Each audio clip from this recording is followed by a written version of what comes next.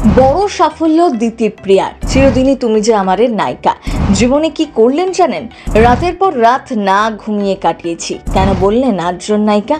পড়াশোনায় ভীষণ ভালো। মাধ্যমিক উচ্চ মাধ্যমিকের পর এবার কোন পরীক্ষায় উত্তীর্ণ হলেন, কিভাবে সবটা সামলান দিতিপ্রিয়া রায়? আটজন নায়িকাকে আপনার কেমন লাগে? জীবনের কোন বড় পরীক্ষা এবার পাশ করলেন রানীমা? শুনুন তাহলে অপর্ণার জীবনের সেই লড়াই। দিতিপ্রিয়া রায় এখন একগুচ্ছ ছবি ভাগ করেছেন তার সোশ্যাল মিডিয়ায়।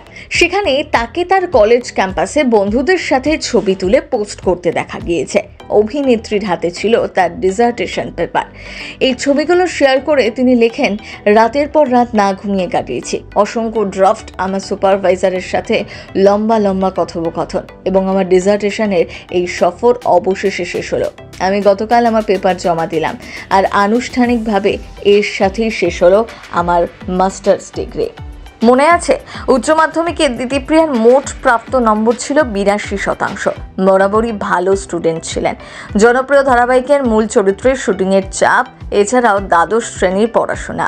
সেই সময় দুটো একসাথে সামলানো বেশ কঠিন ছিল। তা বোধহয় আর আলাদা করে বলার প্রয়োজন পড়ে না।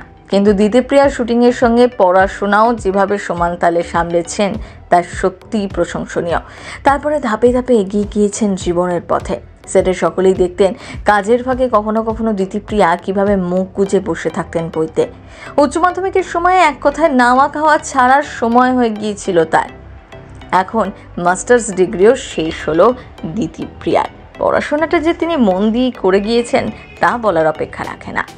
দীর্ঘ বিরতি কাটিয়ে সদ্য আবার ছোট পর্দায় ফিরেছেন দিতিপ্রিয়া। বর্তমানে তাকে দেখা যাচ্ছে চিরদিনই তুমি যে আমার ধারাবাহিকে।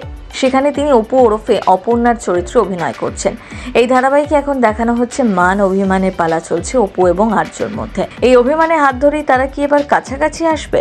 উত্তরটা যদিও দেবে সময়। প্রায় 2 দশক পার করেছেন টলিউড ফিল্ম দুনিয়ায়। 22 বছর বয়স হয়েছে তার। শিশুশিল্পী থেকে রানী রাসমণি বয়স্কবেলার অভিনয় সবটাই করেছেন অভিনেত্রী দিতিপ্রিয়া। প্রচুর ওঠানামা দেখেছেন।